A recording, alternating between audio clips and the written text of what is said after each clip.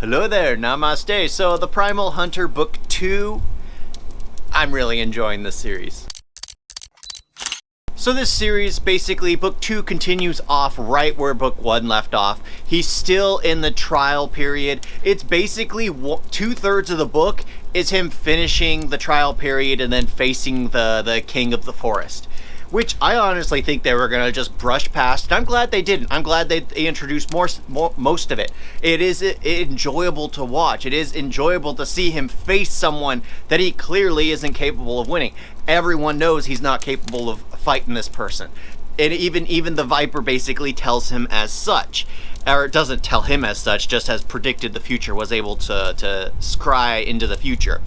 And I gotta say, I like how this is really doing the deities, because gods are literally something that's obtainable, godhood. Because anyone, well, you have to have the potential to be a god, but you can gain enough levels to get to that point. And I'm enjoying how it's making it all seem like everything is possible, that gods are, they've just reached the pinnacle of who they can be. They've probably left a lot of bodies in their wake, but they've reached the pinnacle of who they are. The way everything is explained on how it works. I'm enjoying it, even though it's they keep saying like the system effery, magic effery, stamina effery, whatever it is, just to kind of do a cop out for it. But I don't mind it. It is still enjoyable to go through and watch. To go through this story. I say watch it all as if, but it plays in my head. So I gotta say, one of the best parts though was at the last third of the book, because after he gets out of the tutorial, well, the tutorial was the main focus of this first book and the tail end of the second book, or the beginning of the second book. They concluded it. So what are they going to do? Well, Earth is going to be the new challenge period. Earth is going to be the new issue, the new place where he's competing. Well, what is the worst predator out there? I mentioned this in the first one. Well, other people. So they spend time, the author spends time dedicating chapters to different people who are perceived as possible challengers to Jake.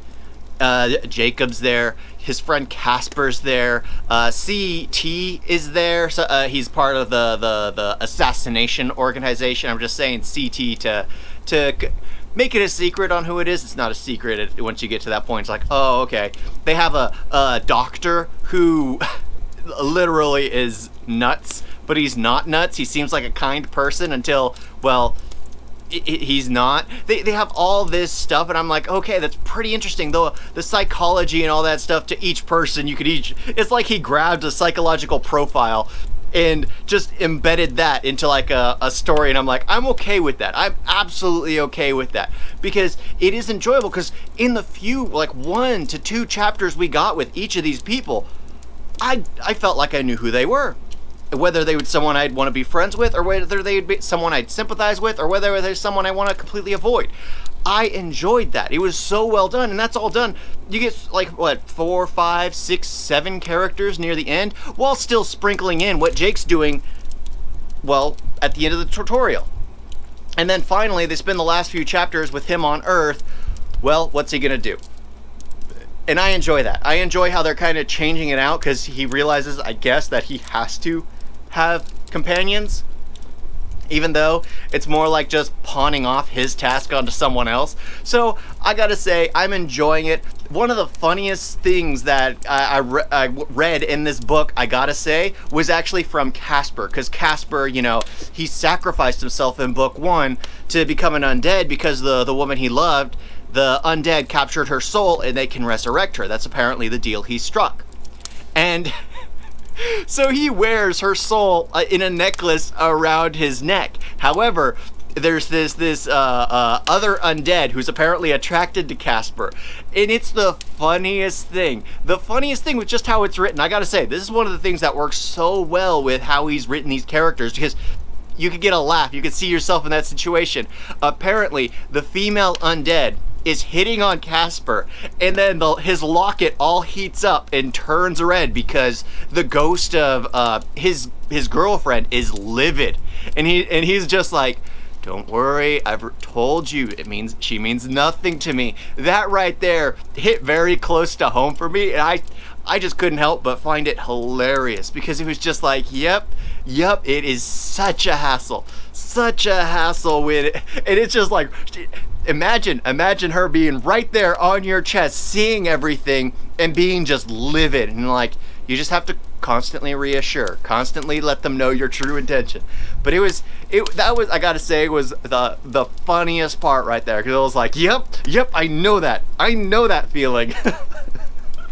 Yeah, but I gotta say, that's one thing I really like about it, because you can get to know these characters, these offshoot characters, in a matter of chapters, or in like 1 to 2 chapters, because each of them are given like an intermission of their own.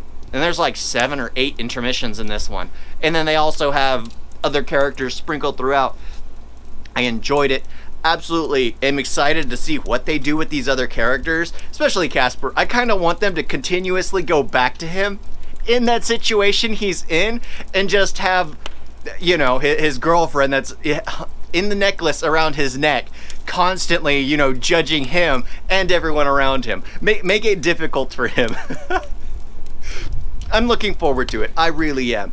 This series, I am glad I finally got into it. It's definitely worth the read.